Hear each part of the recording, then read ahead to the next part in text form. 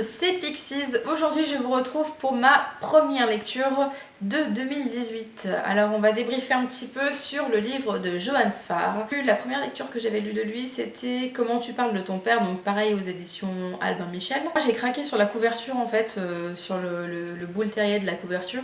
Et en fait on apprend que c'est son chien, que c'est... Enfin je pense que c'est son chien, du coup c'est Marvin. Parce qu'il parle de son bull terrier dedans, donc je pense que ça doit être le sien. Alors dans ce livre, on va pas parler de son chien, enfin pas que de son chien en tout cas. On va parler également de son histoire avec Lily.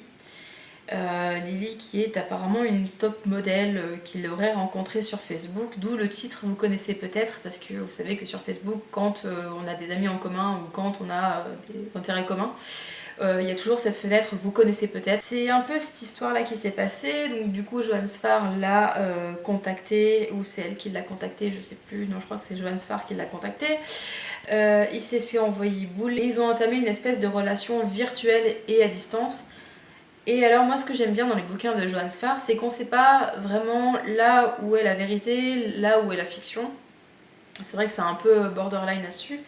Et c'est vrai qu'on n'a pas envie de le savoir non plus en fait, on est bien dans le bouquin et point barre. Et il compare un peu cette relation qu'il a avec Lily à la relation qu'il a avec son chien Marvin et aussi à la relation qu'il a maintenant avec sa copine actuelle depuis 2 ans, 2 ans et demi. Je trouvais ça super intelligent, et puis après moi Johann Sfar j'adore, c'est vrai qu'il y a des passages assez crus, voilà, ça parle pas forcément non plus que du pays des bisounours. Moi j'aime bien son style d'écriture, après on peut ne pas accrocher. Mais alors moi c'est vraiment un type d'écriture que j'adore. Je trouve qu'il est franc et qu'il mâche pas ses mots et qu'il voilà, il s'en fout, et s'il a envie de dire qu'il a envie de baiser, il a envie de baiser quoi. Alors c'est vrai qu'apparemment il parle de pas mal de gens qui auraient aussi parlé à cette Lily, des gens assez connus. C'est vrai que là, c'est ce passage qu'on a envie de savoir, en fait, la curiosité malsaine, proprement parler. Le bouquin se déroule un petit peu, alors c'est marqué au dos aussi, comme une enquête. C'est-à-dire que c'est la quête de qui est cette Lily, est-ce qu'il va vraiment la rencontrer, est-ce que c'est vraiment elle, est-ce qu'elle est vraiment mannequin, est-ce que juste sa sœur est mannequin. On sait pas trop en fait, est-ce que c'est une dame avec des problèmes psychologiques. Et c'est vrai qu'on sait pas, on est complètement dans le flou.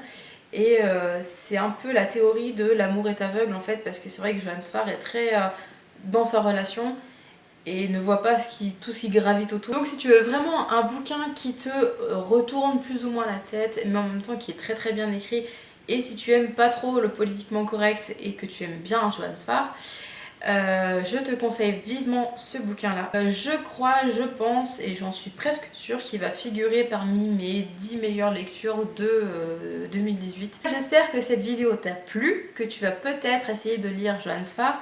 Si c'est pas celui-là que tu lis, je te conseille vivement Comment tu parles de ton père. Sinon tu peux me retrouver également sur Instagram sous le pseudo Pixies, et à bientôt pour une nouvelle vidéo.